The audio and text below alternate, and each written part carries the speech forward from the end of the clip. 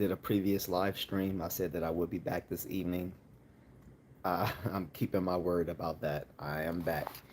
And this will not be based on what we talked about earlier. Earlier, I did a live stream about Joe Biden's announcement that he's stepping down from the election and that he is handing his support to Kamala Harris to replace him as the as the Democratic nominee. Even if he has thrown his support to her, it remains to be seen whether the DNC will end up allowing her to be their front runner, and whether and how they do their whole thing with the delegates if that works to her favor. I mean, the Democratic National Committee as a corporation can pretty much do what they want, and they've even argued that before the Supreme Court and won when it came to arguing the fact that they can just flat out deny a Democratic primary nominee who wins the primary and they find them unfit to be their front runner. They can just choose not to use them like they did with Bernie. And cool. That means really their rules are completely arbitrary and capricious. That's fine. So we'll see if the DNC will support Biden's choice of Kamala Harris replacing him. They very well may not. That's all I'll say about that today. We can go about that in more depth in another stream another day. But however, I'm going to go on a topic that one of my watchers have suggested last week, and I know some of you think I don't pay attention. I do. So to the J.A.C, whoever that is in real life, thank you for the suggestion. J.A.C brought up, how about I talk about gut health issues and stuff like that because of my previous chat on Men's Mental Health Awareness Month in June. Um, so I'm following that advice, but I'm gonna make it more broad, just not gut health. We're gonna talk about internal health issues in general. Internal health, as in internal medicine, dealing with the diagnosis, prevention, and treatment of internal diseases. So let's talk on that. So this is going to be a bit of a change from talking about psychological health. Instead, we're going to talk about internal health. Ronaldo Goat says hello. What's up, Ronaldo?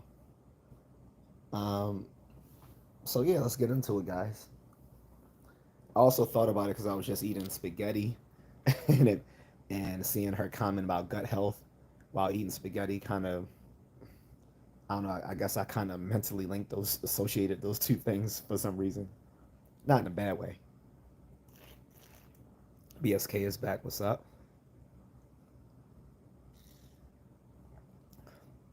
guys? If you're writing something in Arabic or Farsi, uh, I'm not going to be able to read it. You're going to have to use a translation app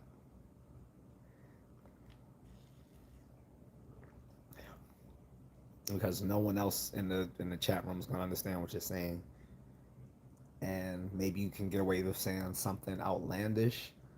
However, be reminded that um, whereas I can't pick it up, the Google algorithm can. So you're saying something out of pocket,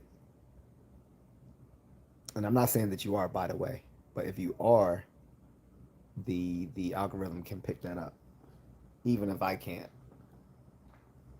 Put this water here. BSK, they're all writing something similar. Do you, um, I don't have my other phone on me. Can you do me a huge favor and if you have Google Translate, see if they're saying something out of something out of turn.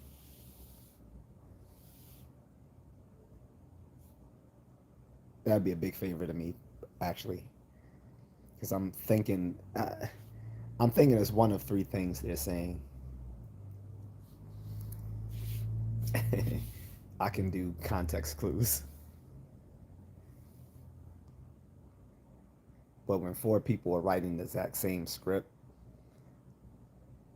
um, probably one of three things they're probably saying.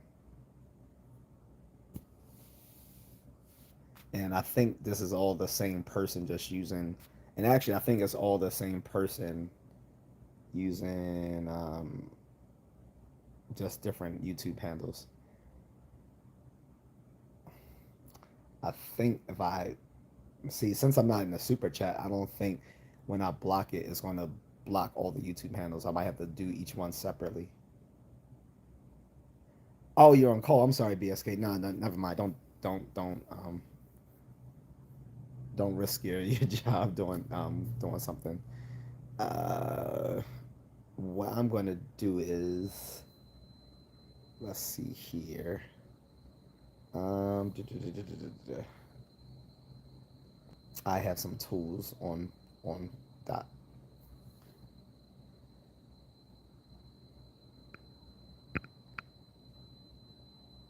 Fritz, if you can't answer that question, I don't know if you even belong in a geography class, because that has nothing to do with geography. Yeah, I'm thinking of just timing and I think it's really only one person, BSK, and he's just trolling at this point. So I'm just gonna follow your advice.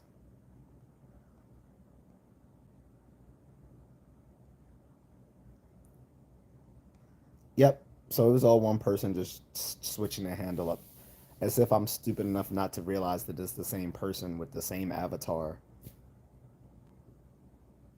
So, and Fritz, yeah, that's weird. That doesn't make a bit of freaking sense. Asking me how many, blah blah blah. I know it's some sort of stupid trolling question. Again, people, if you are millennials or if you are Gen Z, stop trying to run pranks on Gen X. We were doing this long time before you and much better at it at that.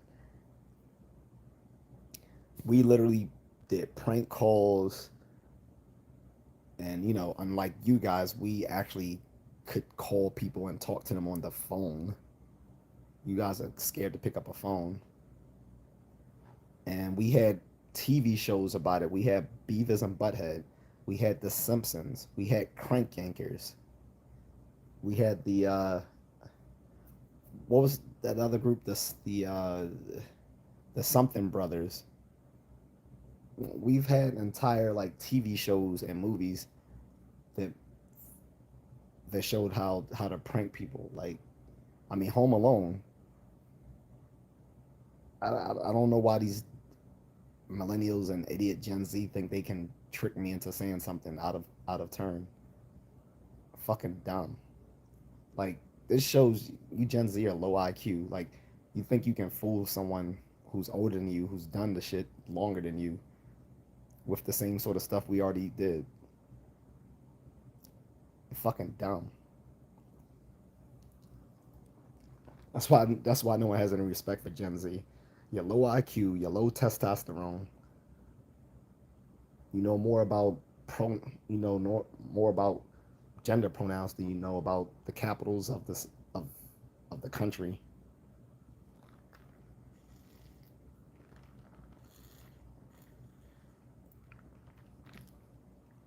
And you think disagreeing equals violence. Guys are fucking stupid. And I don't. And when I say stupid, I actually do mean it, because every generation they renormalize the IQ test, and previously they've been doing so since the beginning of the 20th century, because each generation has scored higher on the test, so they had to renorm it. So there's someone who scored 100 back in 1912, the next generation would score like 110, 120, and so forth and so on if they never renormalized the test. Now it's the fact they had to renormalize the test because you guys are scoring lower than the previous generations. It used to be every generation scored higher than the previous generation. You guys are scoring lower than the previous generations. You score lower on the IQ test. You have lower testosterone. The guys put fingernail polish on their fingers. They think they're manly, but they wouldn't claim to be manly anyway because that's somehow offensive. You can't say "sir" a man because that would offend someone. You play Call of Duty all day, but couldn't do one, but can't do a single set of fucking push-ups. And you come online trying to troll people with jokes that are 50, like 40 years old. And Molin Fern says these shows can't even be funny these days. Here's your fucking participation trophy. Exactly. Thank you. Like, go, like, I want to say stuff, but because I'm under review for monetization, I'm not going to say what I want to say. Go, but yeah, go suck on a cucumber. And you can interpret that as you will. Well, let's be honest, half of you Gen Z males are already like doing that anyway. Emily Fern says they play Fortnite, can't do burpees. Exactly. And on top of that, Fortnite sucks. I remember I was on a sales call, and I was talking to this younger guy. I don't even know if he was an actual homeowner or not. And he was like, "Hey man," I just want to ask you. He said, "Do you play Fortnite? Because I'm trying to uh, get some players or whatever." I was like, "Dude, Fortnite sucks." He was like, "Oh." Gear Jam says, "What about the boys' haircuts these days? They have women haircuts with buns on their heads." Yeah, or they got the broccoli Gear Jammer. They have the broccoli haircut. And, I don't know if you go to the gym, Gear Jammer, but like everyone, like under the age of like 30. No, I'll say everyone under the age of probably like 25. Like at the gym, these dudes all have them little stupid broccoli haircuts, or the black dudes all have the dreads with the one side of the head shaved with the dreads hanging over the side, like that little gay Jedi on the acolyte. They all look like that now. Like they either have that or they got the broccoli hairstyle. Just looking effeminate. Like I don't know. They need a war.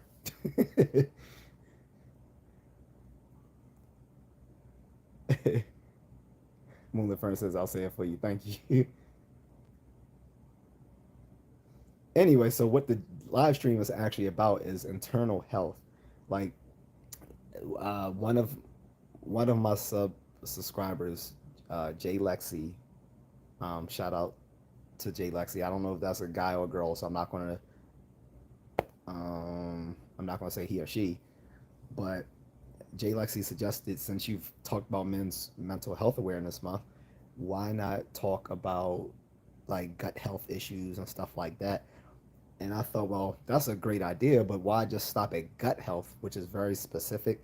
How about making it more broad and just talking about internal health issues as well?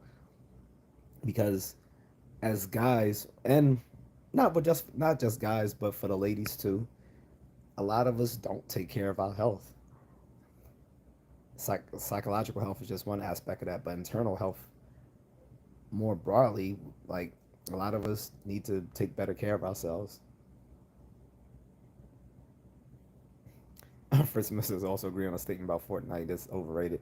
I just don't like it. Like once they started moving characters from other franchises onto Fortnite, it just kind of ruined it for me.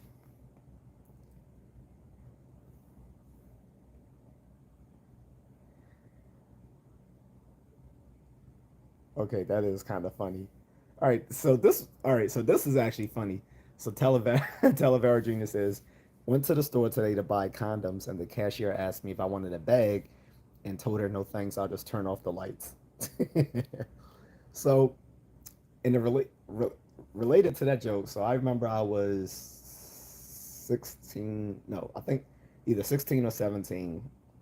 I had just moved to Silver Spring, and got a job at a hardware store. Shout out to True Value Hardware if there's still any True Value Hardware stores left. But this was a mom and pop owned franchise, True Value. guy was super cool. Uh, and I've made friends with one of the guys that worked there. Really cool white dude. We were about the same age, but he went to a different school than I did. He was like, "Yo, man," he said, "Can I ask you a favor?" Um, he said, "I need to get some condoms, but I'm." He was like, "I'm kind of scared to get them." I was like, "Man, don't even sweat it. I get." I was like, "Shit, give me the money. I'll get it for you." So there was literally a CVS right next to our hardware store. So he's like, "Yeah." He said, "Man, just got." He said, "Please," and he said, I'll drop you off home." I was like, "All right, cool." I went in there, and the worst possible thing could happen that could happen to like a teenage kid buying condoms. Like I went to buy the condoms or whatever, and I ain't even like I didn't even do it on some like sucker stuff like where I was scared and had to buy a bunch of other stuff to cover it up to make it look like I'm not just there for condoms. No, I've slammed them right on the table. I say hello to the cashier, and the person was saying that it wasn't scanning, and they called it up on the account. Yeah, I need a price check on some such and such Trojan condoms. I'm like, oh shit, are you kidding me? And I wanted to be embarrassed at first. Well, yeah, I was embarrassed a lot at first. Then I was like, you know what? I'm not gonna be embarrassed. Everyone just knows now I'm fucking. So so forget it. I don't care. And I came out after that happened. They rung me up, whatever. I left the store and I told my friend, I was like, man, you won't guess what just happened. He's like, what? I was like, yo, they had to do a price check over the intercom for the condoms. He's like, oh, for real? He's like, man, I'm sorry. I'm like, nah, don't. I was like, it's cool.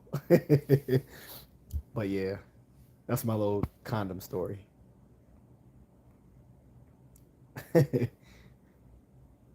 Gear Jam says those haircuts are on the boys that didn't have a daddy in the house. They copy their mamas with the nail polish and stuff. Yeah, including Drake. Like apparently he got shut down so hard by Kendrick Lamar. Like man had barrettes in his hair and black nail polish. I'm like, what part of gangster is that? Like you can't sit there and try to be all hip hop and you know trying to sound like you from the street. Which of course he isn't. He's from Canada, but anyway, not even the hard parts of Canada, like Vancouver or somewhere. Like he's like, I think like Toronto or something. But in any case, yeah, just they just like I know people get tired of people saying they're just soft nowadays, but they are soft. I mean, they have literally lower amounts of the primary male hormone, testosterone,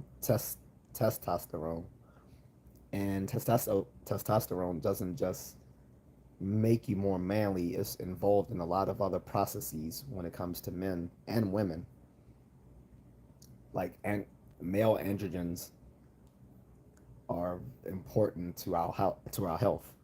Getting back to internal health. So at least those guys in the gym are making an effort to try to do something. Although it's kind of annoying because you'll see like six of them gathered around one weight station. So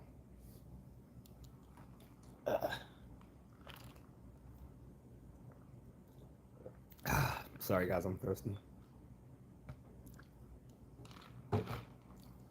Mm. So Gear James says, did you ever see Judge Joe Brown get down on that mouthy black kid about his clothing? Best episode ever. No, I haven't. But he has a podcast on YouTube and he has some really unfiltered thoughts on a lot of stuff, which I was surprised. I didn't know I guess because he was on TV, I assumed he was like very liberal, and he's not at all. He's not at all. He's a conservative black man. And I mean, I'm not conservative myself, but I agree with a lot of stuff that he says, if not most of what he says. I didn't see that episode. I used to watch more of the other dude, Judge Joe Mathis, because he was just funny. And I even had a girl I was dating appeared on the show, this Russian chick. Um, and I think she won her case. I can't remember, but he kind of chewed her out on the show. But Judge Joe Mathis was funny. He would just call people out on stuff. He's like, you smoke crack? Do you smoke crack?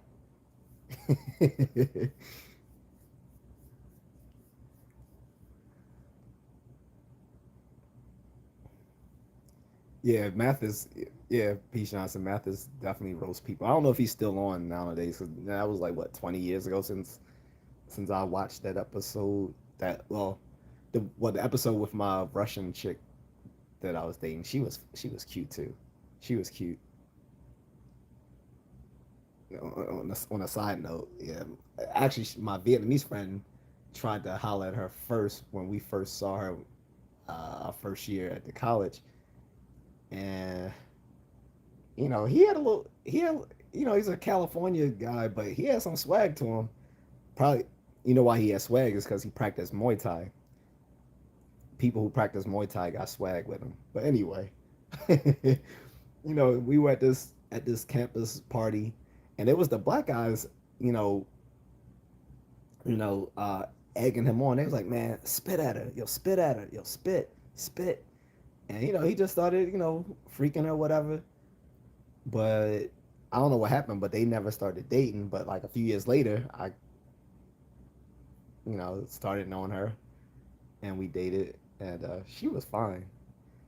I don't know what's up with Russian chicks and some of these other Eastern European women. I think because they have a bit of Asian in them makes them really cute. But she was fine, and she had a black girl's butt, so whatever. Anyway, back to the subject. Some of these judge shows are better than others. I've only watched Joe Brown a few times, but seeing his podcast, I do like the guy because he's a very pragmatic person. And yeah, I know it was a deep gulp, but yeah, no Diddy. The kid is thirsty. I just had like 3 bowls of spaghetti. It's hot out here. You know, I just came from this little Japanese anime store like a few hours ago.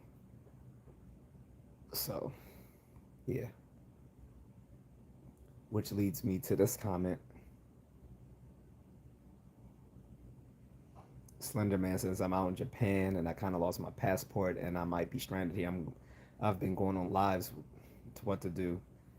I don't even know if I believe you, Slender Man, but obviously, if you lost your passport, you should be contacting the U.S. Embassy. If you've been going on lives, you've already know that people have told you that you should be contacting the U.S. Embassy for an emergency passport. On top of that, you need to have more operational security when you are in other countries, even safe countries. You need to know how to make moves, assuming you're even telling the truth. I've never lost my passport in the Philippines, and the Philippines is full of pickpockets. Why? Because I either wear an internal waist belt, or I put stuff um, in a cart in a utility pouch. I know the utility pouches aren't really used anymore. Like they kind of fallen out of um, I guess they're not trendy anymore to wear the little utility pockets on your hip anymore. But I still sometimes wear one, and I have one attached also to my bug out bag. I think they're very useful.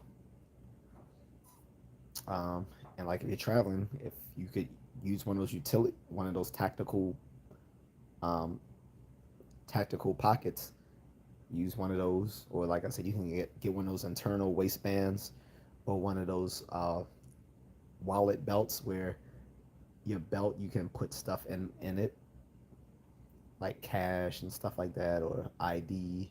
As far as your passport, you need to be keeping.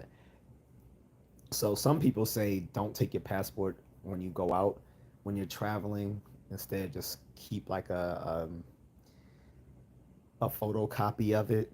I don't believe in that. I don't. I think you should have your physical passport on you every time you leave the hotel or the resort or wherever you're staying. But of course, yeah, it's good to keep copies of all your photo IDs. in case you need to, a copy of like your driver's license, a copy of your social security, birth certificate, and passport. But you need to just keep your passport on you secured. Don't keep it in a book bag. Too many, have heard too many stories of people who keep their passports in like a backpack or like some sort of shoulder pa- uh, shoulder pack or something like that, or fanny pack or something. They take it off, it gets take that bag gets taken, and now they have no ID, they have no passport. Keep it on you when you leave out. Keep it on you at all times. Don't keep it in some little loose pocket that can be easily snatched.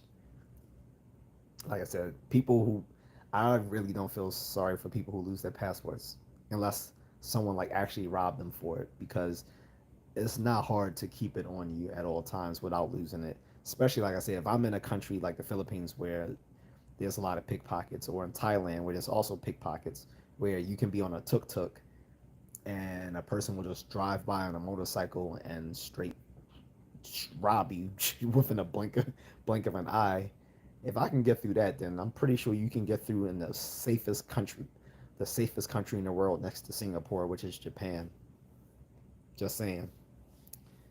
Like this didn't happen to you in Colombia or the DR or Venezuela or the Philippines. It happened to you in the safest place, Japan. You lost your passport.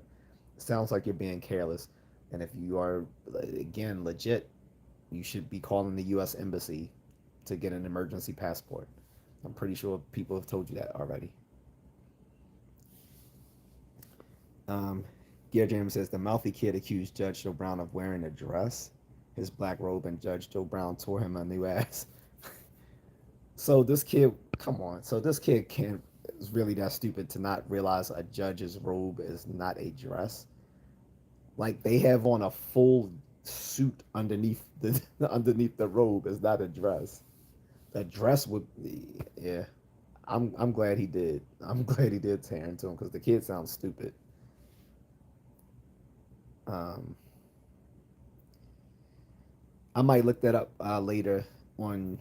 Uh, the episode might be on YouTube, or at least when he chewed the kid out, that part might be on YouTube. PSK says TV shows are scripted and or heavily edited. Well, yeah, that's true. So, with the judge shows BSK, um, so here one of the things is they're not actually acting in the capacity as a municipal or circuit court or district court judge. Like they're basically, if you read the fine print at the end of those shows, they're basically both parties in the uh, courtroom TV shows are agreeing to allow that judge to come in to act as a legal consultant to them, and basically whatever whatever decision that he gives them as a legal consultant, they agree to abide by for the purposes of that show. So that's basically it. They're not actually using. But it's not actually like a actual court case, since those can't be televised. Um, but so yeah, there is some some fabrication going on. But as far as I know, the decisions that they make on the show are actually both parties agree to actually abide by the decisions handed down to them on the show. But I don't know how far it goes from there.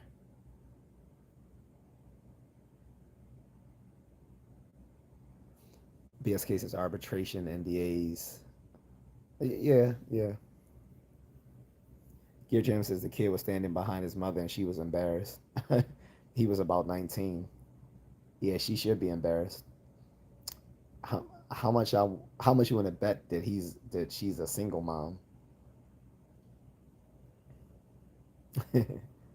I've speaking of which, I actually did a video earlier. If you guys want to check it out, is it says the title of it is how black parents normalize child abuse. So if you guys want to check that out, you can go ahead and check it out. It's not a long video. It's my friend and I talking about some experiences. One, well, primarily of his that he had earlier today, and he wanted to vent about it. And I sort of talked about some other experiences of mine related to what he was talking about. PSK says wager 5-1 right now. But yeah, so the original topic, guys, is um, internal health issues. So, oh, Gear Jam says she was a probation officer and the kid was being sued for punching his friend and breaking his jaw. Hmm. And that went to small claims court because usually what they're doing on these shows is pretty much like small claims court. Because something like that would be a possibly criminal case unless it was a civil suit against the kid. But otherwise, that could be like a criminal case. Like that would be like assault. I don't know what degree of assault. I wouldn't say. Well, it possibly could be up to first degree assault, and that's a felony. So I definitely don't think they would handle a felony on a show that's mostly aimed at small claims court issues. BSK says intermittently fasting, ketosis, light. Don't know. Well, I mean that could be part of internal health. Um, I've said before, I really don't believe in fasting unless it's unless you're fasting prior to a medical procedure you need to undertake, or you're fasting to lose a lot of weight to cut weight for like a sporting event. Like I'm into combat sports, so I know that a lot of people will have to cut weight to make weight for a you know a match that they're supposed to fight. Then the day the day after they weigh in, usually they will gorge on food and regain like up to like 20% of their body weight in that very day after gorging after making weight. So unless you have to cut weight for a sporting event or you have to have your body clear of any food before a medical procedure, I really don't recommend fasting. What I would say is you could probably eat less than you think you need to. Most people probably eat more than they actually need to. I think I think portion control is much better than fasting. I think portion control is a much healthier option than actually fasting because you want it to be something that you can do regularly, not something that is just like you trying to like break a cycle. Instead, you should just be starting a healthier cycle instead of just intermittently breaking a bad cycle. Instead of intermittently breaking a bad cycle, why not just start a healthier cycle? That's how I look at it.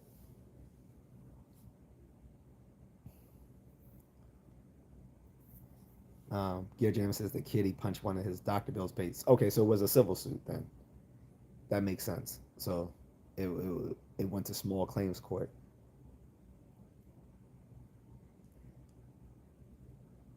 But yeah, if the complainant was pressing charges on him about the actual assault, then yeah, that could be a felony, especially if it ended up with him having to go to the hospital to be treated. That would definitely be a possible felony, like first degree assault. Uh, but if it's about getting his bills paid, that will fall under tort law. So um, that makes sense.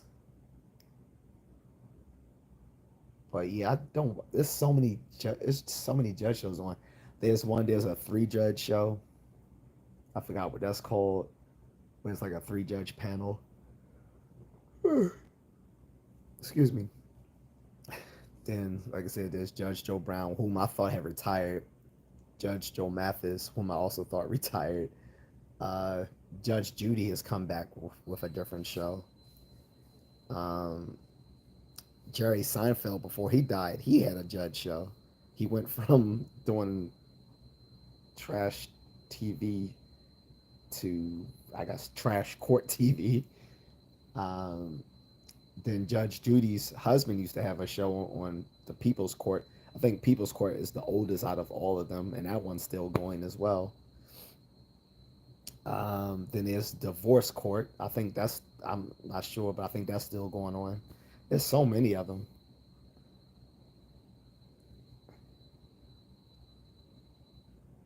Almond says, "What's up, man? How you guys doing? Doing well, Almond." Um, so yeah, like I said, fasting can be an option when it comes to internal health. I again, however, don't recommend it because I think instead of intermittently fasting, which to me signals that you realize that the diet that you have is bad, so you just intermittently break it up to kind of purge yourself. I don't. I said, how about just exercising portion control or making healthier food options if you have the ability to do so? Because some people can't make healthier food options because either they don't have the money or they live in a food desert. Food desert being a place where there aren't very many supermarkets or places where you can buy fresh produce. Those are called food deserts, which are typically in inner cities and um, very poor post-industrial areas of especially in the north and other, well, not just the north, but many places around the country. It's actually easier to eat bad foods than it is to eat healthier foods, which is ironic. Ironic. If you want to make an off-topic question, make it real, then I would suggest you hit the Cash App first. That's what I ask because I do this for free. So if someone wants to take up some of my time, then possibly hit the Cash App, and that link will be in the description to this channel. BSK says negligent homicide, AGG battery, legitimate charges for that darn actor. You're still going on about that. So yeah, I mean, I don't think they're actors because, like I said, the girl I dated when she was on the show, she wasn't there in the capacity of actress. Like, she was just, I mean, she was there to like be on TV to be sure, but it was like an actual thing she was on there for. And like I said, when they go there, they basically agreed to let the judge act as a legal consultant in arbitrating the case between the two parties, to which they both agreed to abide by the decision. But for the show to be more dramatic, they showed the legal consultant acting in the capacity as an actual judge, but they don't have that. They're not exercising that authority on the show. Is I mean, it looks like they're exercising that authority on the show, but they don't actually have that authority outside of an actual like government courtroom, which those are studio. They're set up in a studio.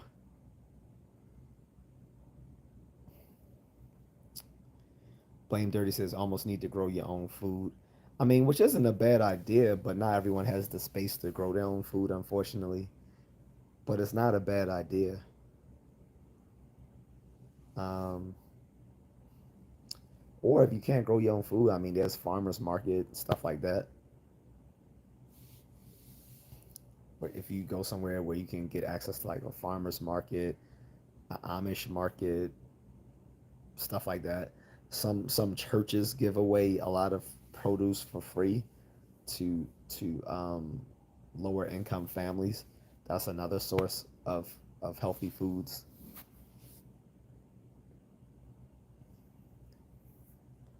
It says I'm fighting it right now and I'm working 2 weeks from days to night, 12-hour shifts. I would suggest you try to get some exercise in. that's also part of internal health, the prevention of disease. The what a lot of people don't realize is being physically fit is one of the best. Pre- Staying physically fit is one of the best forms of preventive health care that there is, and too many people neglect that.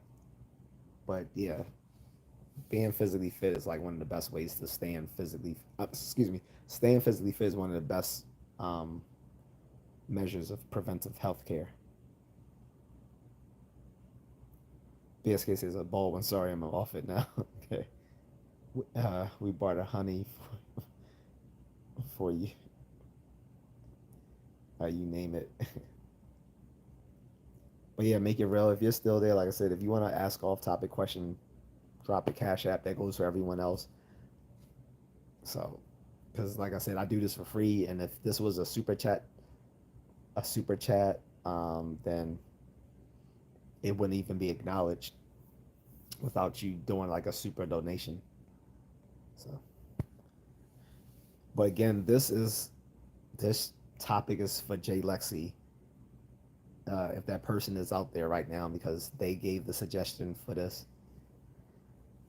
and um, funny, usually people who give me a suggestion don't show up for the live stream.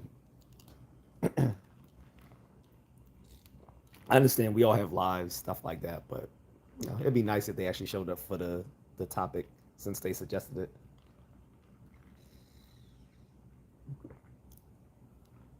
BSK says physical activity helps brain health. Documentation all over the world, which is definitely true. Uh, Generally, what is good of the heart, what's good for the heart is good for the brain. So, absolutely right. And what I said before is that physical fitness um, leads to mental fitness as well. I mean, this is one of the things we've known in the military for a long time, that being physically tough makes you more mentally tough. Oh, you're J-Lex. I'm sorry, Blame Dirty. Just been in the background. No, no problem. So, I mean, you can talk more about, like you were saying, gut health and all of that sort of stuff, right?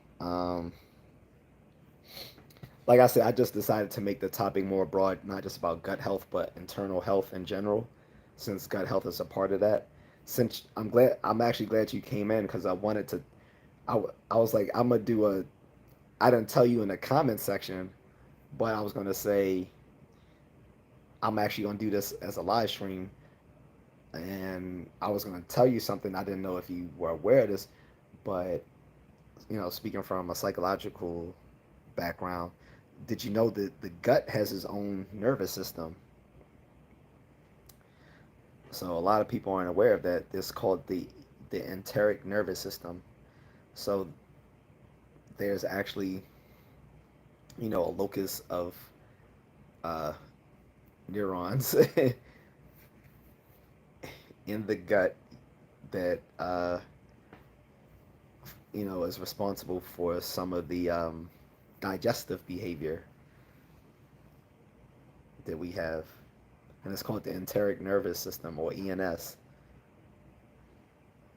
to separate it from the CNS, or central nervous system, which kind of makes sense because in some of the lower animals they do have multiple brains um, in their bodies. So, although brain, I might be exaggerating by calling them brains, more like they're like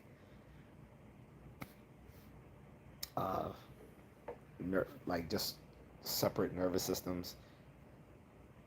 So like in some of the lower animals, like they'll have a nervous system in the head, then they'll have one in the abdomen, and then they have one in the tail section of their body. We're talking about like insects and other sorts of arthropods, stuff like that. But like I said, even us at the stage of humans being having uh, the most complex brains of all the other animals, we still have more than one nervous system. With like we have our central nervous system, right, which is the brain and uh, the spinal cord, the brain, the spinal cord, and the our eyes or visual system. That all makes up the central nervous system. Um, but like I said, we also have the enteric nervous system, the ENS, in our located in our gut. That is responsible for the digestive behavior and the functioning of our gut. So, gut health is very important. And like I said, um, medical experts who deal in digestion also have to have like that background in neurobiology. BSK says future suggestion, range of motion activities, i.e., swimming. Some Blaine Berry says yes. BSK says microbiome, real life, so effing crucial. Yeah, so the microbiome is important. So there used to be this belief that there were more um, bacterial cells in our bodies than the cells that make up our body, which isn't actually true. Sometimes it's more like a 1-to-1 ratio, but it also depends like on our stage of digestive processes. Because usually after you've gone to the bathroom, you've gotten rid of a lot of a lot of that microbiome. so, so our our own body cells will outnumber the bacterial cells um, that make up our body as well. But at other times, the microbiome, those bacterial cells out may outnumber our body cells, or at least be on the about equal in number. Blame Dirty says, "Okay, I appreciate that. I had a disconnect in my spinal cord, and things are trying to reconnect. That explains it.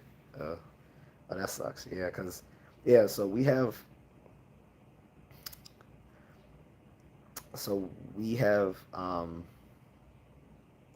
neural connections. So we have so you have both cranial nerve, like you have both um, yeah, like cranial nerves and spinal nerves. So you have some nerves that go all the way down the spinal cord that originate from the brain, whereas there are others that originate out of the spinal cord itself. So you literally have these nerve tracks that follow all the way down the body. Then, like I said, there's some that connect into the digestive system. And gut health can be very important. I know this personally because I suffered from ulcers as a kid, and because my father is just such a fucktard, like he used to just not know anything remotely helpful. I started suffering from ulcers when I was about 13, and he just kept saying, "Oh, you're just too nervous or you're stressed out or whatever." The fuck was I stressed out about?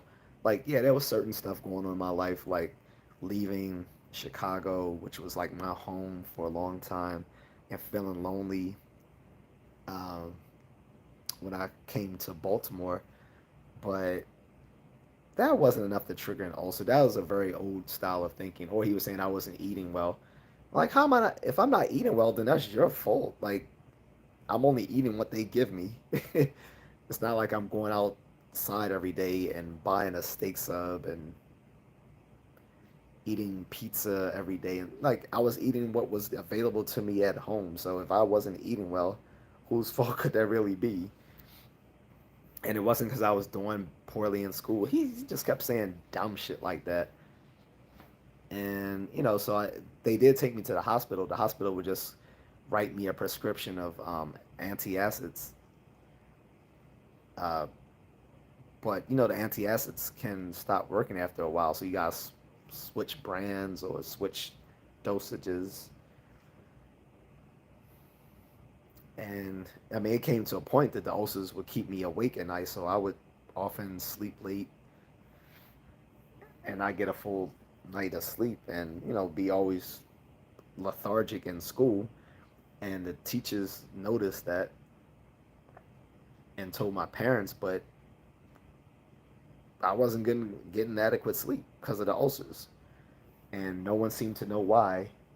I ended up finding a really good concoction to drink to to assuage the pain of the ulcer, which was I would take bacon. I found out that you can take some baking soda, mix it with water, and it makes a very good antacid. Probably better than Pepto Bismol or the other things I was using. Because sometimes the Pepto Bismol and the Tums didn't work at all. But I would keep like a bunch of Tums with me going to school.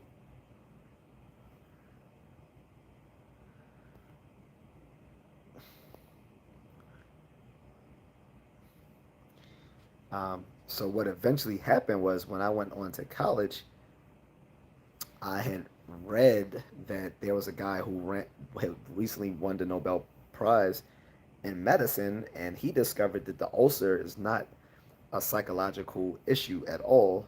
What actually causes ulcers,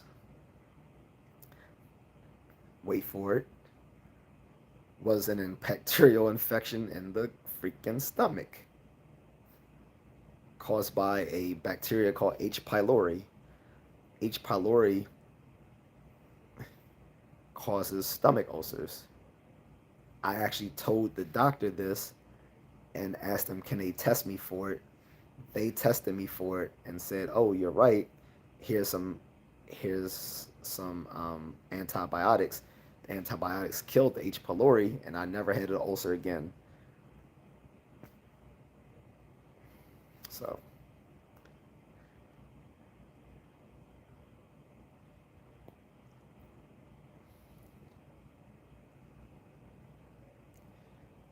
So there's my own my own history into like gut health right there, and how I had to basically do my own research to figure out how to treat myself. The doctors didn't know. My father didn't know, who was trained as a combat medic in the army and also did nursing on the side, to boost his income, since he was also like an adjunct professor. He At the time he was an adjunct professor and a lawyer and a CPA, but he also would do some um, nursing assistant jobs on the side too. And even he didn't know. I had to discover this on my own. This is why I'm a very science-minded person to this day, because scientific realism is really the only thing we have to ensure that we are that our beliefs are tethered to reality, to the way things actually are. Anyway, BSK says it's frightening how complex any warm-blooded animal is. Glands, filters, blood regeneration, skin, limbs repairs, cartilage, waste disposal, cardiovascular, and on and on. Yeah. Christo says BC powder.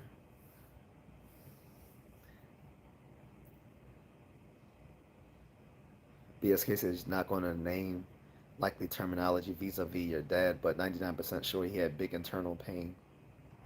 You mean mental or physical pain?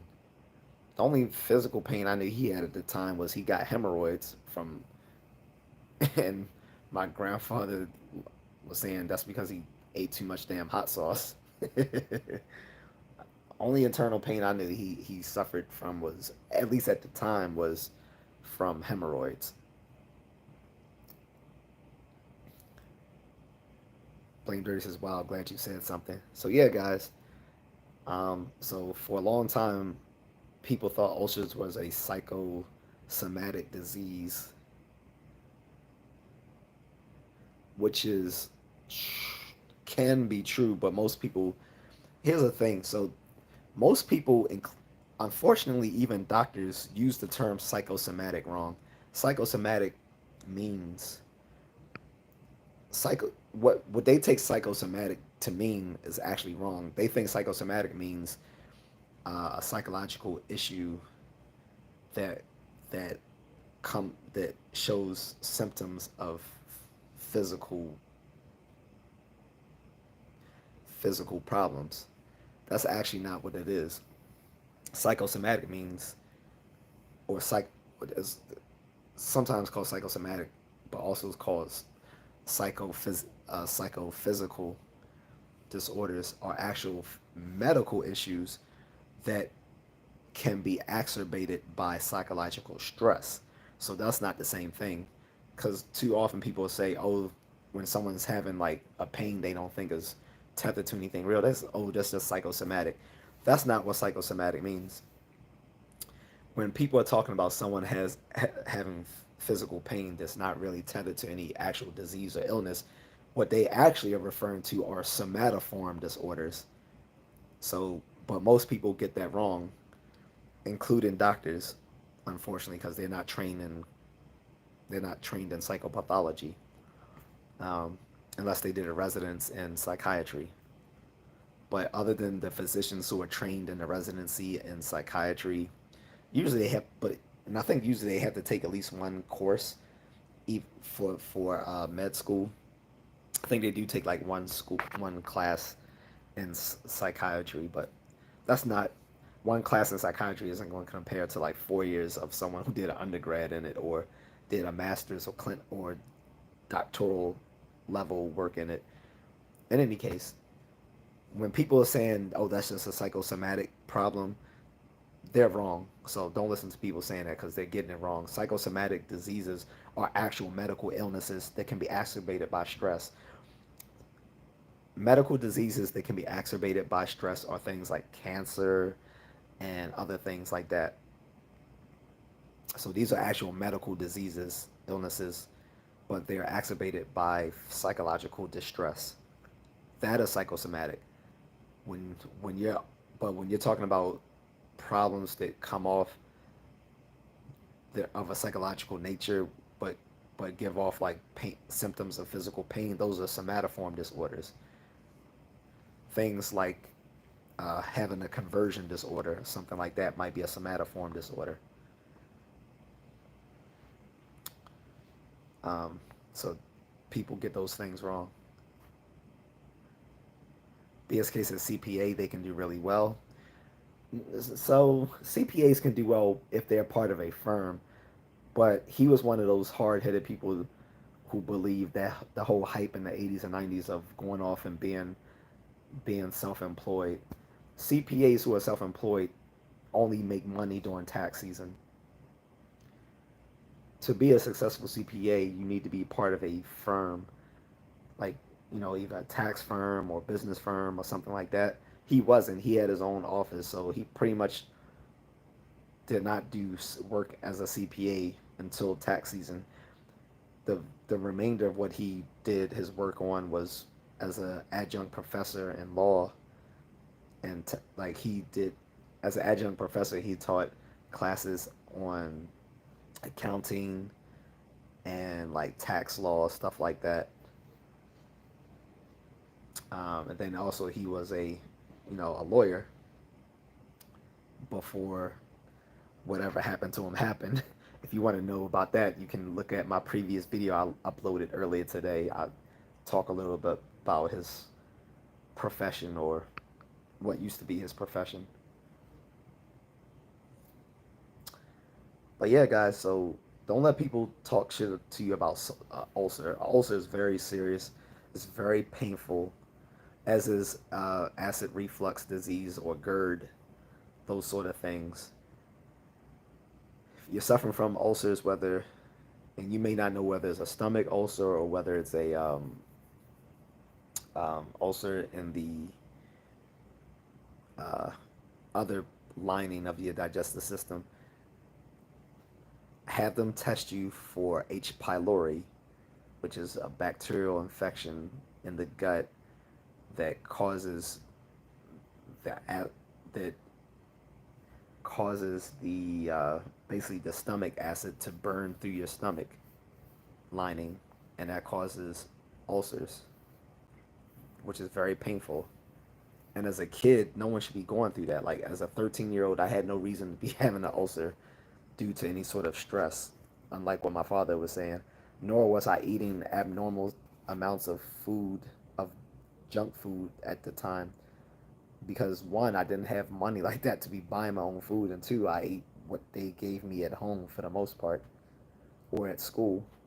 So if my diet was pretty much the same as most other kids around me at the time, either I shouldn't have an ulcer or they all should have an ulcer as well.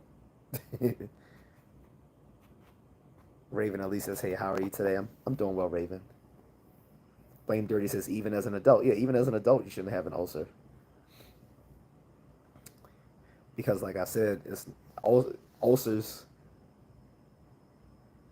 I guess so. Ulcers can be psychosomatic, but when I say psychosomatic, I mean in the actual original term, meaning a medical illness that can be exacerbated by stress, but it's not purely psychological, which is a somatoform disorder. Somatoform meaning in the form of a physical disorder, but not really. Whereas psychosomatic means, you know, a a physical disorder connected to psychological stress. So, in any case, uh, that's an important thing to know, I think. But there's other issues of gut health and internal health we can get into, like way too many things in internal health, because internal health covers a large breadth of issues. But I was trying to focus it more on just gut health itself, since that was Blame Dirty's suggestion. Um, what else? Stop doing enemas. Don't do that's not healthy. You don't need to do that. That's another thing. Don't do that. Stop doing those power cleanses. Your body doesn't need it. Your body already has ways to detox your body. You do not need to take detox cleanses and teas and all that sort of stuff. Your body already has the kidneys and the liver to detoxify itself. You're not helping them. You're not helping those organs by adding to it. You're actually complicating their job. And usually, a lot of what is pushed out is actually the healthy bacteria that your body needs through those cleanses. Those cleanses actually get rid of the healthy bacteria in your body.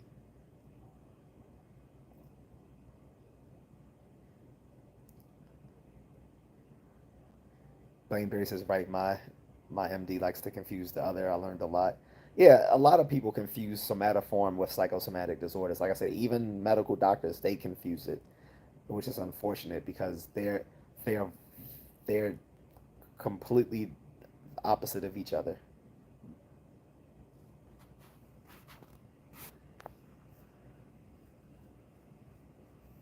But that's the most I have to say about that, guys. Unless you guys have something else to say about it.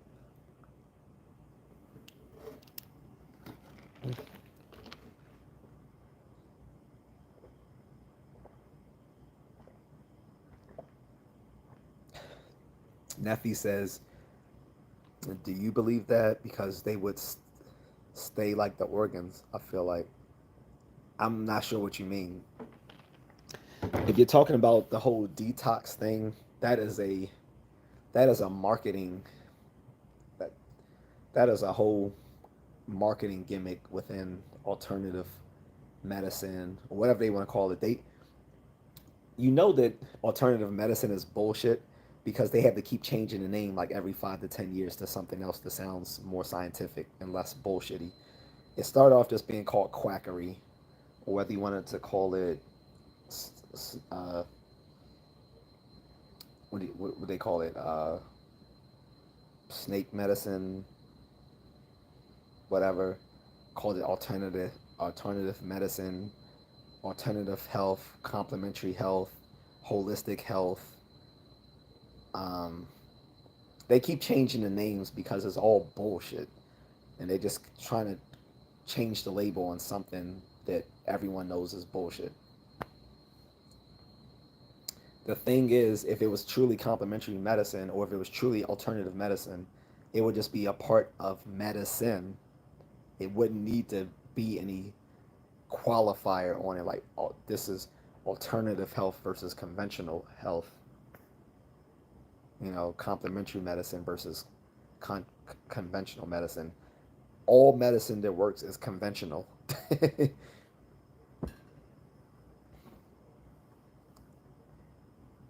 um, so, and like I said, those cleanses and all that sort of stuff, a lot of the stuff is pushing out is the stuff that you need in your body. It's cleaning out the healthy bacteria in body that you need.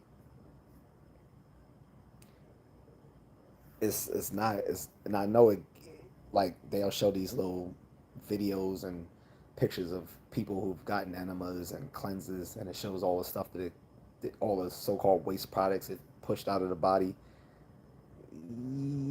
Yeah, that's not healthy. I'm just gonna say that's not healthy. That was not bowel movement and stuff like that that it pushed out of the body. That was a lot of the internal lining of like you know your digestive system that's showing, and bacteria and stuff like that. It's not healthy.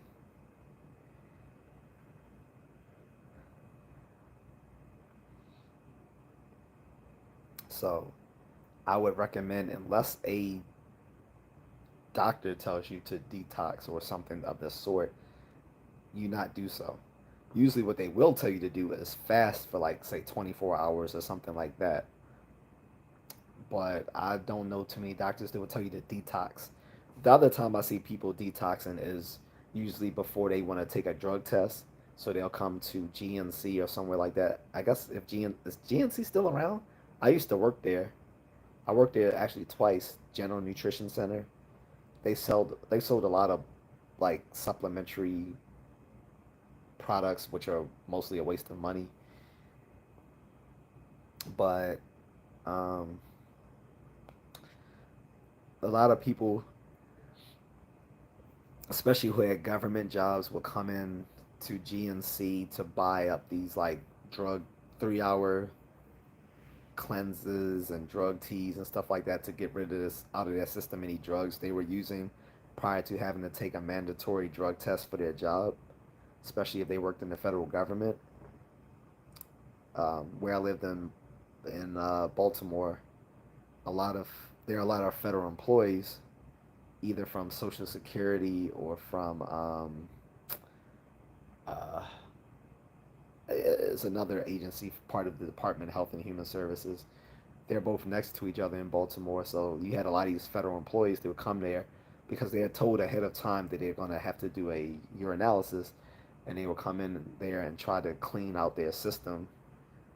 That didn't really work because what they used to do back in the day was try to take golden seal. People used to take golden seal to cover up drugs in their body, but then they started testing for the golden seal in those tests as well. So then these people start coming in trying to buy up these 3 hour drug teas to cover up whatever's in their system.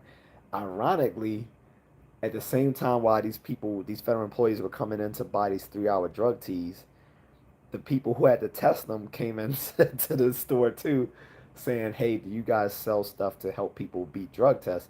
And I was like, "Yes, here you go." And they was like, "Well, thank you, because you know, they would, be like, hey, we actually have to test these people, so we want to make sure what we want to find out what they're using to try to cover up the drugs."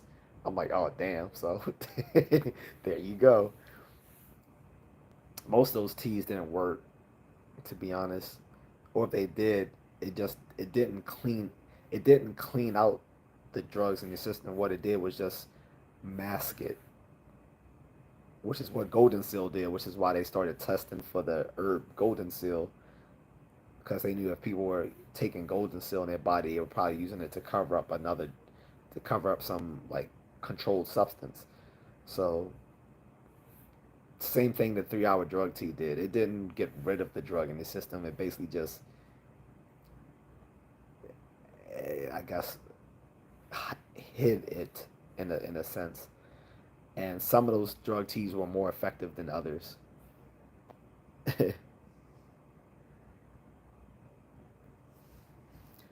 Tommy says, "Greetings, sirs. Greetings, sir. Hope you're having a blessed day. Everyone in the chat as well. Dropping a like and I'm off. Thank you, Tommy. I appreciate it. Appreciate it, bro." Doc Spencer says, "Good evening. How you been doing? Okay. Just been busy working. No problem, Doc. Thank you." Blaine Dirty says, "Don't do a water fast. It's not worth it." I've heard that as well. Again, like I said, I'm not an advocate of fasting. I'll say there's only two reasons for fasting. One is before undergoing a medical procedure, or two, to cut weight for a sporting event. Those are the only two times I think you should be utilizing a fasting procedure. Now, if the point is to like cut is to just lose weight, I would say do it in a more gradual way by just exercising more portion control. So Bonnie says, I was always told coffee was the best cleanse of your body." Well, yeah, because the coffee is a diuretic, which is just a fancy way of saying it makes you pee a lot. So it doesn't really clean your body per se, but if you know if you're peeing a lot, it's gonna push a lot of stuff out of your body if you're frequently urinating, which coffee can cause you to do because it's a natural diuretic. But that's not gonna mask like that's not gonna work if someone's trying to cover up the fact that they're like, smoking weed or using cocaine, something like that, or meth or something like that. The funny thing is that some of those drug tests can detect marijuana better than it can detect the harder drugs, which the harder drugs are really the problem. I really don't see why it should matter if someone's smoking weed unless they are in a position of like doing something like being a pilot or uh, a driver or something like that. Then, if you're responsible for other people's lives while in the capacity as a driver or a pilot or a sailor or something like that, then no, you shouldn't be able to take any sort of controlled substance. But outside of that, like, I really don't care if someone's smoking weed if they're flipping burgers. Like, why do you have to get a drug test to flip fucking burgers? I don't understand that. You're not saving the world here. You're flipping burgers. Why? Or for like a retail job, like why does someone have to be like? If anything, they should be high. I'm sorry. If anything, if you gotta work 8 hours at if you gotta work 8 hours at Sears or Burlington Coat Factory or at Chipotle, I don't know. Maybe you should be a little bit high. I'm just saying, might make the job a little bit more useful if you're high. I mean, shit, people who work in the financial service sector definitely get high. I know this from personal experience, not from me using, but from knowing people. Like, most of the people working in call centers were high. Like, and I don't blame them to get through what we had to do. It definitely probably helped to be a little bit blunted. I myself didn't partake in the wacky tobacco or in the nose powder, but I did drink a lot of coffee while I was working in those call centers to get through the day. Blame Dirty says, "Love the honesty is refreshing." One thing you will get from me, Blame Dirty, you're gonna get the uncut truth here. This is literally why I had a friend told me to start doing a YouTube channel. He just said my honesty is refreshing and both funny at the same times. He was like, "You should do a channel." I was like, "I don't think people really vibe with me talking like this. He's like, man, are you serious? He's like, you're hilarious. Do it. I was like, all right, cool. So here we are. But yeah, that's like I said. I'm gonna tell you the truth. Like I said, most of those, if you guys are getting high or whatever, don't think those little 3 hour drug teas are gonna work. They don't. And on top of that, I'm telling you now, the drug testers also test those things that you're using. Everything that we give to you guys to so that you can like pass your drug test, they test those things themselves as well. And that 3 hour drug tea, I think it did work in masking the drugs that were in your system. But the thing is, you had to drink like a gallon of that shit prior to the test, and you apparently couldn't add any like sugar or honey or anything to it. You just had to drink it straight, raw. Like, um, I mean, I guess it's worth it if it keeps you from losing your job, but still.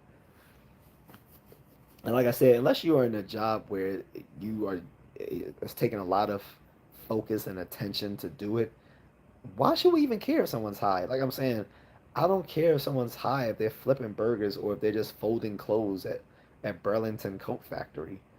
Why do why do they require low skill workers to undergo these demeaning drug tests for low wage jobs, whereas people in the highest wage jobs uh, at these banks are getting high. Like I'm telling you, like the some of our clients who are these big mortgage lenders and other places like that, the owners of these banks were getting high. Shoot, the guy who owned the marketing firm I used to work for, he was getting high. Actually, it was two different places I worked at. One guy, he was getting high so much so that he the first time he lost his office and had to sell it back to the parent company, and they basically took his business. Then he went back into business with them and some other people, had an even better office, and got started getting high again. Lost that off not, and he didn't even lose the office. He just abandoned. This time he didn't even lose the office. He abandoned the office. He got high and took the paycheck money and used it to get high, and just said fuck his employees, fuck his office, and that was it. The other guy who I worked for who was getting high, and I'm sorry, I know it sounds like I'm working for a lot of like junkies. No, it's just everyone in the financial. There's a lot of people in the financial service industry who abuse hard drugs. If you if you've seen Wall Street, if you've seen Wolf of Wall Street, if you've seen Boiler Room, uh, these are accurate movies. That's all I'll say. These are very accurate movies. But yeah, the other guy I worked with, he almost so he started his business. The first year, he almost died. He ended up getting a triple bypass surgery. Went to rehab in Florida, and so we thought he was straight. He started using again, but it wasn't really a problem because there were sort of checks on how bad it would get for him because his brother would come in and save the day. But eventually, he ended up overdosing. He died like 4 or 5 years ago. No, no, I'm sorry, 3 or 4 years ago. And yeah, it's crazy, guys. So I'll be very blunt about stuff. Bonnie says I wouldn't take today's current weed. I've tired. I've tried it. It's not the same, but I don't know what today's is. But no, thank you, Bonnie. I tell people all the time if you're gonna smoke weed today, go to a medical dispensary. Most states either have legalized recreational weed or legalized medical marijuana. Maryland, my state, has done both. Last July, they decriminalized recreational marijuana. and medical marijuana was already legal. So there's really no excuse uh, for buying it off the street, especially in Baltimore. Is you should not be buying any street level drugs because just about all the drug dealers lace their drugs here in Baltimore with fentanyl. And yes, I'm talking about weed too. They lace marijuana here with fentanyl. One of the guys I worked with dealt drugs. Quite he told me just completely honestly. He was like, "Man, I'm not even." He said, "I'm not selling it unless it's laced." And I was like, "But do people really want it?" He said, "Yeah, they be asking for it." I'm like, "Damn, okay." But a lot of people don't realize they're buying laced drugs. But you should assume nowadays, if you live in really rough places like Detroit, Philly, Baltimore, parts of New Jersey, New York City, that those drugs are coming laced. Don't buy it. Like, and even if you're buying the hard drugs, you can get those. If you have money, you can get those drugs cleaned. You don't need to be buying those street level drugs. Again, it'd be better if you just didn't use drugs at all. That would be the more mature thing to do. But if you're not mature enough to do that, then at least, like I said, for weed, get it from a dispensary. That way, you don't have to worry about the level of toxicity being laced. And the dispensaries have different types of weed, so you don't have to get that really strong stuff, and you don't have to get that really cheap skunk smelling type stuff.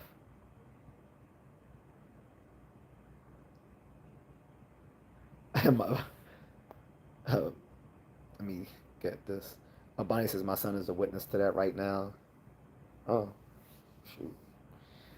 Bonnie says you will laugh for a minute, then chill, get the munchies, and go to bed. Yeah, that's the old weed. Like, they have so many different strains now today. And to be honest, I'm not sure if all these strains are really that much different. I think they're more different. The difference is more in the all the names they decided to call these different things. But they act like there's like hundreds and hundreds of different strains of weed. I really think almost all of them are pretty much the same. It's just that some are stronger than others. Peter, I'm, I don't know how to say your last name, so I won't butcher it, Peter. But he says you can get test kits too. True. Like I said, like I said, you can get your drugs clean. So that's why I don't feel sorry for all these celebrities who died overdosing on laced drugs because you could get your drugs cleaned up, especially when you're wealthy. And like I said, if it comes to like stuff like just marijuana, just buy from a dispensary. Don't buy it on the street. Dick Preston says, "Where's your favorite place to buy drugs?" I don't do drugs, my friend. I'm a straight edge guy. Don't drink, don't smoke. The worst thing I've done is coffee. And you can buy me a coffee. Go to the link in the description of my channel, hit the Buy Me a Coffee app, and donate to a cause for a brother to have some coffee while he does these live streams. That's what you guys can do for me. That's the drug that I use, coffee.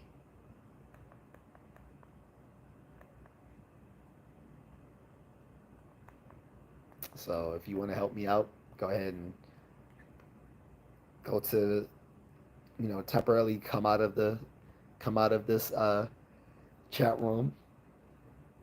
Go to the go to the channel description. You'll see all the links. You can buy me a coffee, or if you want, you can send me a cash app and let me buy my uh, let me buy my own coffee, or help me buy some fruit snacks. You guys who saw me last week, I was eating fruit snacks during my during my live stream.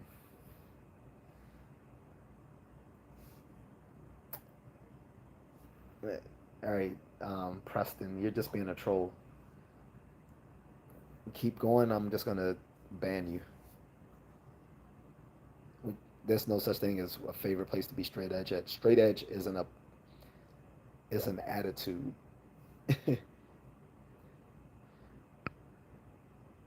Anthony P said, "Where that girl at from last night?" First of all, that girl is my wife, and she is working.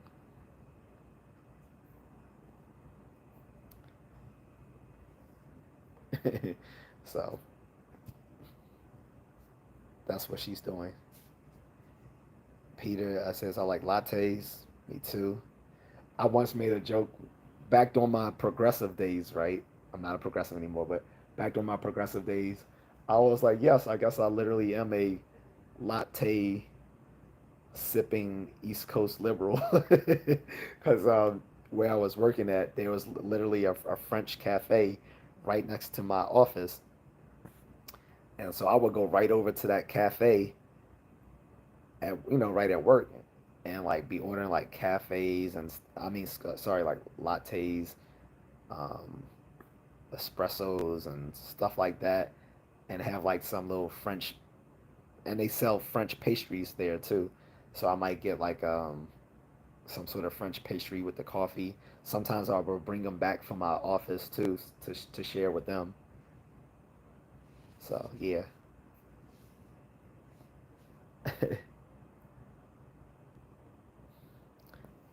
Carl says you're the dude from Iron Man. Nope, you're wrong. Peter says $5. Yep.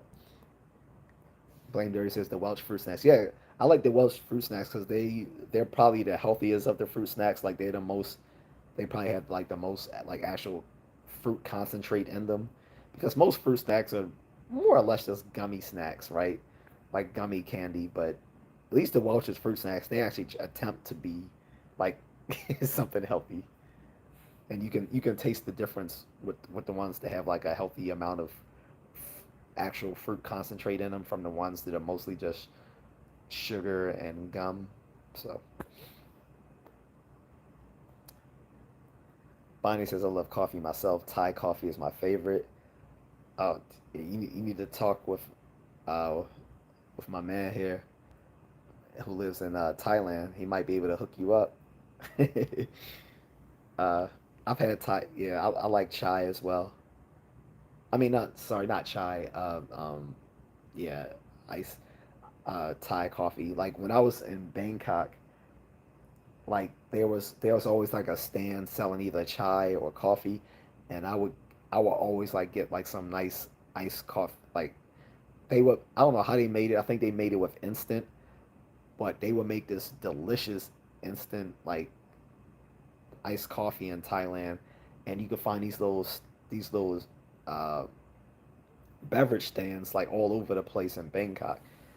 It definitely kept me going because it was refreshing when it was so hot outside. Plus, I was tired because it was like a honeymoon, so we didn't get much sleep between like not constantly being out all day long. Would get home, would get back to the hotel late just to get up really early again. So it was like the honeymoon. We were constantly on the move, and my wife is a travel Nazi. Like she wants to be up before dawn, like before. The only salvo she gave me is that she would let me eat from the continental breakfast before we left out in the morning. But I needed that Thai coffee to keep me going throughout the day. Bonnie says I love the smell of coffee being roasted. Yeah, true. You know, even the Keurig, my Keurig smells good too when it's percolating the coffee. It's not as good as like being in the actual like cafe and smelling them roasting the beans. Oh, that's such a good jolt of energy, right? Like there was this there's this place in Maryland that's comparable to Starbucks. I forgot what it's called. I think it's called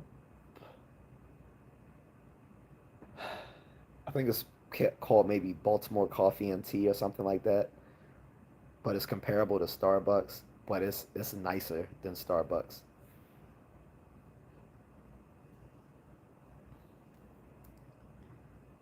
All right, this guy is gone.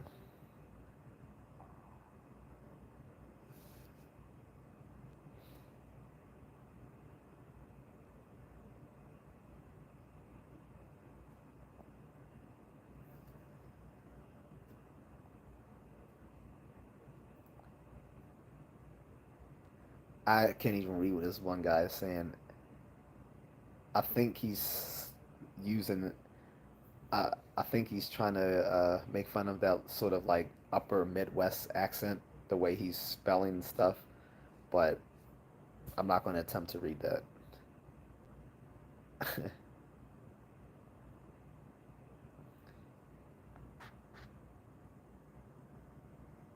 But yeah, I think that I think he's like kind of mimicking like the way they sound when they speak an upper Midwest accent. He says nothing like a good cup of coffee before heading out to a deer stand. So I guess you're a deer hunter, like the Deer Hunter, right? Like the movie. I just watched that last year, by the way. I know it was a classic, but a lot of those old classics I don't get to see until like they come onto like streaming platforms. Uh, but yeah, Peter McInerney says, and I butchered the last name. I'm sorry, but he says black English tea for me. I like tea, but if I need a pick me up, I'm always gonna choose coffee over tea. Like I usually only drink tea like when I'm about to go to, like if I want to go to bed and I just need something with a little kick, I'll drink maybe like some herbal tea, something like that. But usually, if I need to pick me up throughout the day, it's coffee for me. Like tea is not going to help me during the daytime. I need something stronger. So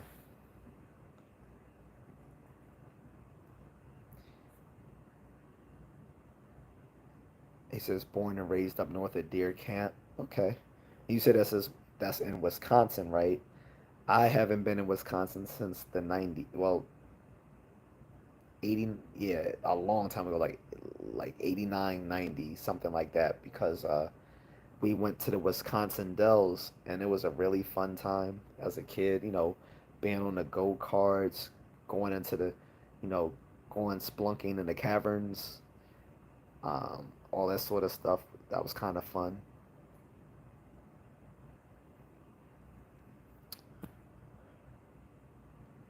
Nolan says I'm coyote hunting right now. Well, probably shouldn't be on. You probably shouldn't be on your phone if you're coyote hunting, my friend, unless you're just sitting there waiting for the animals to come up to you. Um, like my father does that.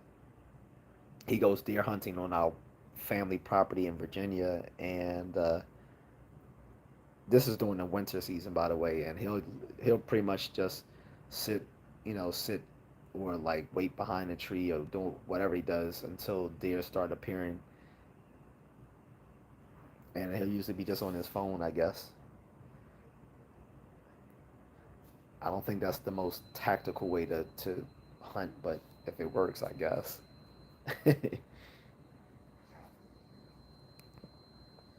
um, Bonnie says white pine needle tea with honey will help you sleep, which is good. So, because, originally this was supposed to be about internal health and prevention, all that sort of stuff, particularly aimed at gut health, because Blame Dirty suggested that. Dofa says, have you ever tried to stop consuming caffeine for a few weeks to see if it resets your caffeine tolerance? For me, a 200 milligram energy drink does nothing to me anymore. So I drink a lot of coffee, but one cup will still definitely work for me. Like if I'm getting up in the morning and I'm groggy, it only takes like one cup of coffee for me. Now, I haven't tried to go without coffee for like a few weeks to see if it would reset. And personally, I don't like. I will only do that if I'm not working. Like if I'm working, I wouldn't want to do that. Uh, I don't think I would be a very productive person if I had to give up caffeine for 2 weeks. Um, I would do that like if I'm on vacation. something like that. But yeah, I'm not gonna stay on here too long either because I'm tired and I still need to clean up and get ready for bed, guys.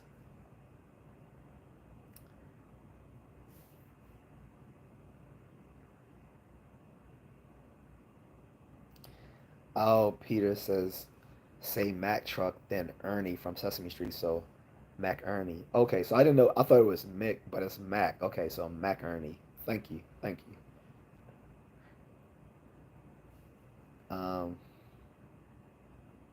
A dear guy says running dogs works best for yotes around me. Okay.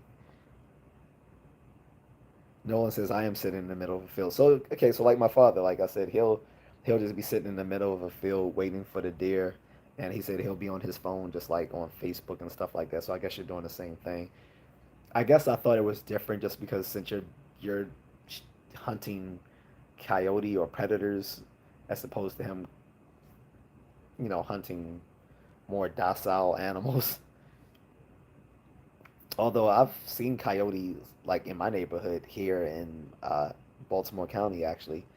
Like the first time I saw one, I was like, "What the fuck is that?" Because it was like, it was like 5:30 in the morning. I'm going for a run, and I'm looking. I'm like, "That's not a dog." And then I was like, "Well, this can't be a damn wolf." But it was looking at me. I was like, "That definitely has a wolf-like face." I was like, "Oh, that must be a goddamn coyote."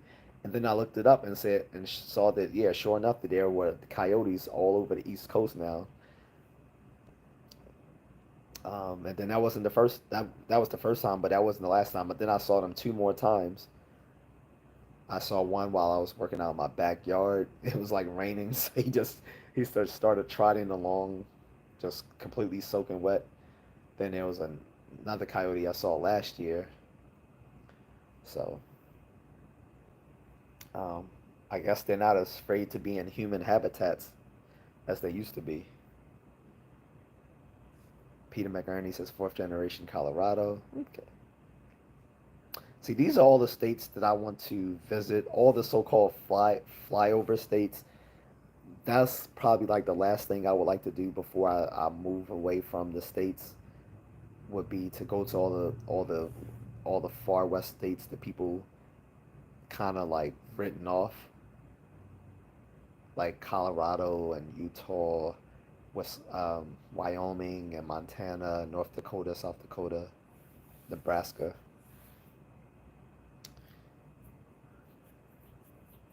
Iowa, possibly as well.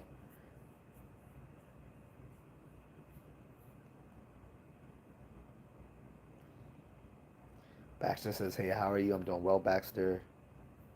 Blameberry says, "I know boring subject, but what you said helped me appreciate it." Oh, you're welcome. You're welcome. I didn't know what I said, what I said specifically that helped you, maybe about the ulcers, but yeah, like I said, that was my own personal experience, like something that I suffered with from the time I was 13 to 21 until, like I said, I realized that ulcers are actually caused by bacterial infection and not by psychological stress. Although stress can make it worse, of course, but gut health is important. And like I said, we have a whole separate nervous system that is that relates to uh, the digestive processes, which is our enteric nervous system,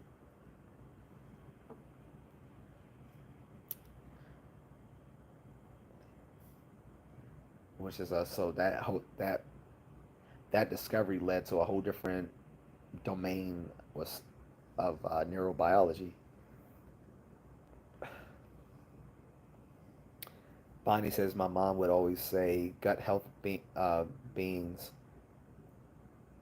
with gut health beings with happiness. Stress runs the line of your stomach next is food. Oh, ruins the line of your stomach next is food. So yeah, that was the traditional wisdom regarding gut health, but it's just not true. Now, like I said, ulcers are psychosomatic problems, which means they are actual medical illnesses that can be exacerbated by psychological distress, of course. but so are other things like cancer and heart heart disease. Those are all psychosomatic as well, being that they can be exacerbated by, those are actual medical disorders that can be exacerbated by psychological distress. So I want people to rethink that term psychosomatic. It should no longer refer to psychological problems that people say are just in your head that cause pain. It's the reverse.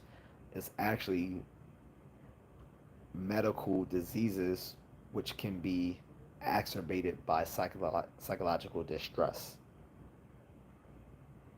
Okay? And if you are suffering from like acid reflux or stomach or peptic ulcers, you need to get tested for H. pylori. And like I said, the guy who discovered this has won a Nobel Prize in medicine back in like 2000 or 99. It was either 1999 or 2000, something like that, that the guy won a Nobel Prize in medicine. So this is legit medical science here, guys.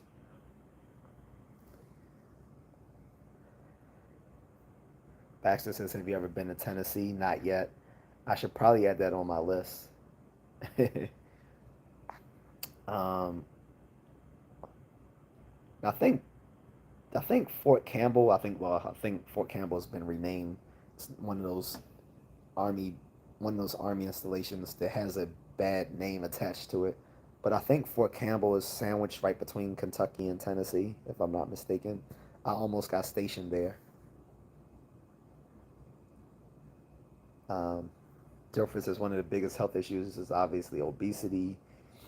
I think blood tests should be mandatory to give people a reality check to see how close they are to developing type 2 diabetes. I mean, but, well, when you get a physical and they give you a blood test, wouldn't that tell you? Because usually, like, when I get a blood test, it tells me certain things. Like, I know that I'm close to having high blood pressure, but I'm at the cutoff level where I will actually get it. And I think the only reason I don't get it is because obviously I have a genetic predisposition to high blood pressure in my family. But I think the reason I don't get it, unlike them, is because of my consistent fitness routine.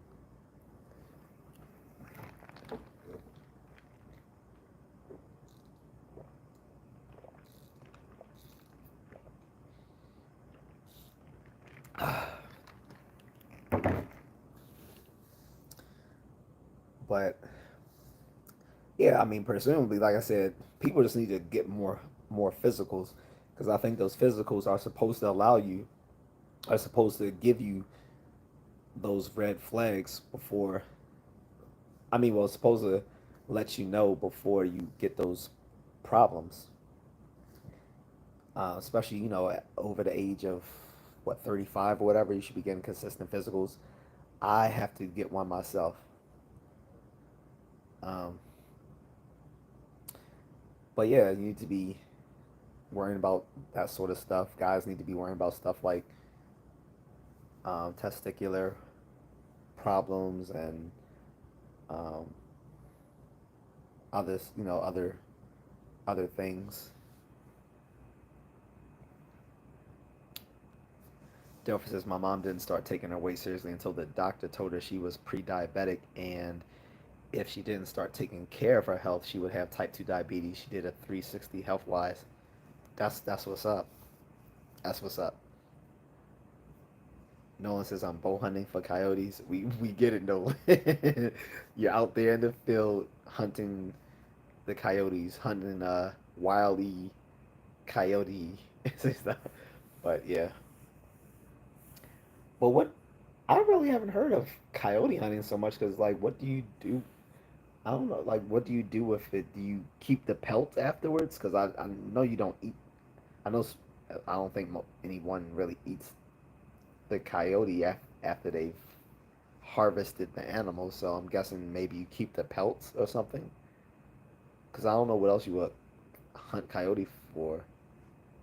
Like, but I've never heard of people keeping coyote pelts either. Like fox, yeah, like a fox or other sorts of animals. I don't know. Uh, like my cousin, he goes coon hunting. So I don't know. I guess maybe coyote hunting is just like that, but on a grander level.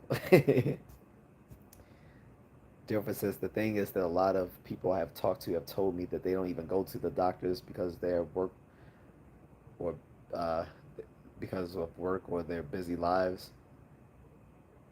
Yeah, they that's the problem with that is if you don't take the time to to get checked by the doctors, then it's health your health is going to catch up with you and it's going to make you stop.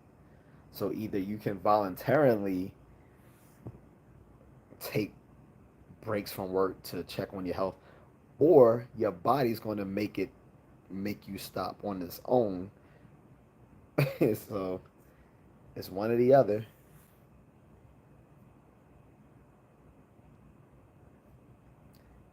Nolan says it's fun. It keeps them away from chickens. Yeah, but well, I mean, I guess, but are you living on farmland? Because otherwise, most people in the suburbs in the city aren't worried about the coyotes stealing their chickens. And I'm sorry, this is really starting to sound this is really starting to sound like Looney Tunes now. Like he's like, these coyotes taking the chickens. I'm sorry, it's hilarious now. It's like I'm having some Looney Tune flashbacks because I keep thinking of the well, he's not a coyote, but he's basically the same as Wile E. Coyote, but he's a wolf. But it's this Looney Tune commercial. I mean, this Looney Tune cartoon back in the day, where there's a sheepdog and there's a wolf, and they both punch the clock at the beginning of the day before their shift. Like, hey Ralph, hey Bob, and so I guess they're both like just work friends, but when they're doing their job, they're doing their job. So the sheepdog goes to watching the sheep, while the coyote goes into trying to steal the sheep. And then after they beat the shit out of each other, then they clock out again. It's hilarious. But anyway, I'm sorry. that the whole I gotta kill the coyotes to to prevent them from getting the chicken. That's making me. I think it's late, so I'm being a little funny. Like I'm being a little silly right now, but that's just funny.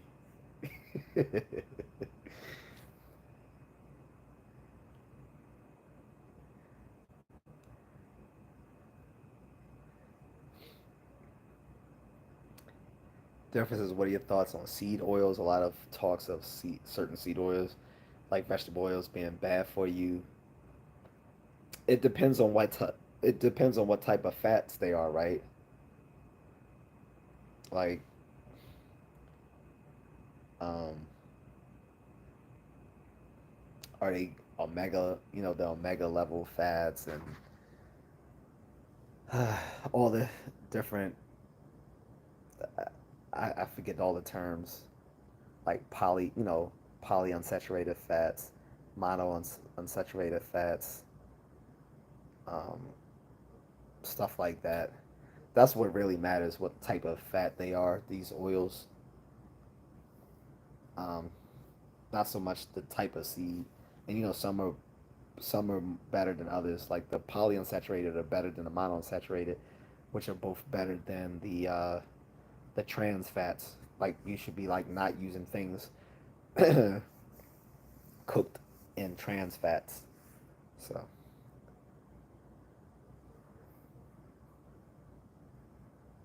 Justin Braden says loved you in Passenger 57. Uh, I loved your mother in a 69. Anyway, Nolan says no, my dad has chickens. They do though. No, I totally believe they come and steal chickens.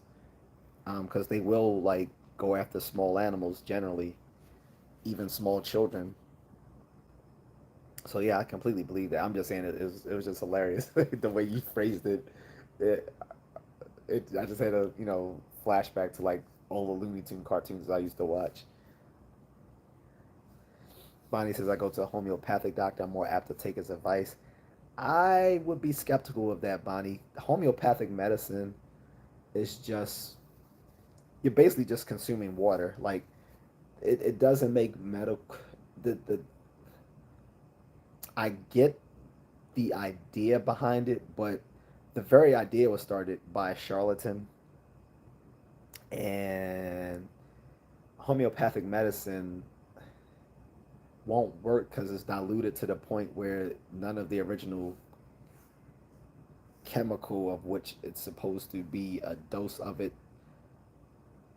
in it to trigger a response to which you will become gradually immune to whatever problem. That just doesn't work because, like I said, there's very actual bit of the original chemical of in the medicine, whatever it may be, that you're trying to become immune to through homeopathic medicine. Basically, you're just consuming water in those little things that they give you. I would be very skeptical of homeopathic medicine. That falls into that whole holistic, complementary, alternative medicine BS that I was warning about earlier. Um, I think more than likely when you're seeing that homeopathic doctor, you're having what's called the patient expectancy effect, which is similar to the placebo effect, which is the fact that you're being seen by a medical professional generally leads to people feeling better. That's called the patient expectancy effect. Um, Dilfer says, is there anything you eat every day to stay healthy? Um, Not really. I mean, I drink coffee every day. That's the most consistent thing I have every day. But, there might be days I eat chicken, beef, pork, fish. Um, I consume a lot of rice and noodles, obviously, because I have, I have a Asian wife, and I love I love East Asian food, so I eat a lot of rice and noodles. Um, I love fruit snacks, but there's nothing I think I eat consistently every day. Like there's some things I eat almost every day, like rice and chicken, but there's nothing I actually like eat every day. I would I don't think. At least I can't think of it.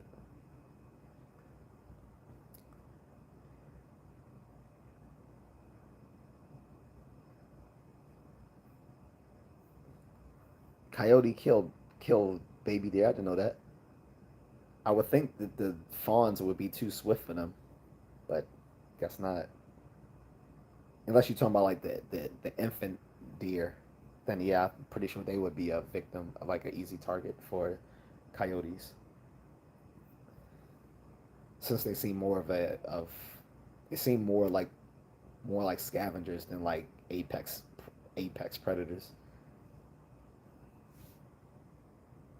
Bonnie says he prescribes herbs and food, so it's not like he's just prescribing stuff that you should be using already, like eating a balanced diet, portion control, and daily exercise. Good preventative medicine right there. Dilfer says, I love rice, but I have pretty much stopped eating it after learning that it causes high blood pressure spike. At most, I'll eat a cup of rice, which is pretty much nothing. Yeah, it can, but for me, I don't mind eating a lot of rice and noodles just because for me, I consider it carb loading so that I can do my all the running and stuff that I do. So um, that's probably not as bad for me. I wouldn't recommend my diet to other people. I tell people I eat like a cockroach. I just eat like what I can find. But again, I can get away with it because I have a very high physical activity level. Those who have a more moderate physical activity level or almost no physical activity probably will want to not eat very much carbs at all. Just basically more, just mostly protein, fruit and vegetables. So, Delph says, yeah, with your activity level, rice would be insignificant for you.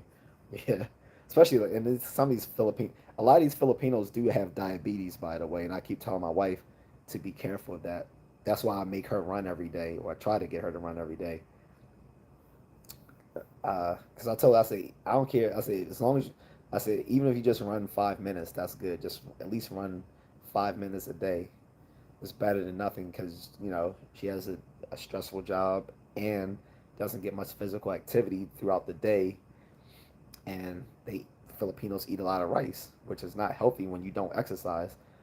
A lot of these Filipinos, if they do exercise at all, it'll be on the weekend. And I would explain to her, I said, that doesn't work. I said, you notice all those Filipinos who only exercise during the weekend are all fat, right? I said, because you can't be a weekend warrior and think that's gonna make up for like the whole week of complete physical inactivity. That the whole weekend warrior thing does not work. You have to do it throughout the week. If anything, you should do it throughout the week and have the weekend to relax from physical activity. But I know that most people can't do that with the type of jobs they have. Plus, a a large proportion of the time people have in the Philippines goes to commuting back and forth from work. So unless you work from home. But guys, I'm about to wrap it up. It's about to be 2 hours in. I hope Blame Dirty. I hope you enjoyed me talking about this. Like I always say, I do take topic suggestions from guys, um, in the chat room when they give something that I think would be a good conversation. Last week I took some suggestions from Miss Needles. I haven't seen her in a few days, so I hope she's all right and hope she's still a subscriber. If not, no hard feelings. Um, but yeah, I do take topic suggestions from guys from time to time. Bonnie says, Dilford, no food is medicine, so is herbs. I never listened, so now I am with Cushing.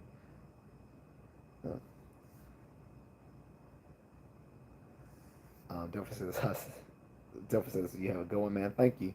So, guys, I'm about to go. Wish Nolan good luck in his coyote hunting. He said it's fun, plus it cuts down on the coyotes trying to steal his chickens. I'm sorry. I know he was being honest about that, but it's just I don't know why that tickles me, but it just does. Because for some reason, I keep picturing like a coyote, not like a real coyote, but like a a cartoon coyote, like creeping up to a hen house trying to trying to steal the chickens. uh, yeah, this how you know you watch too many like uh cartoons when you were little. Because I had that image of like Wile E. Coyote like creeping up on a hen house, and you got like this little hunter out there trying to hit him with a shotgun.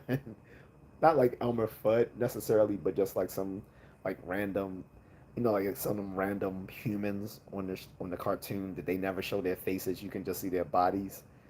That's what I'm picturing. Sorry, guys.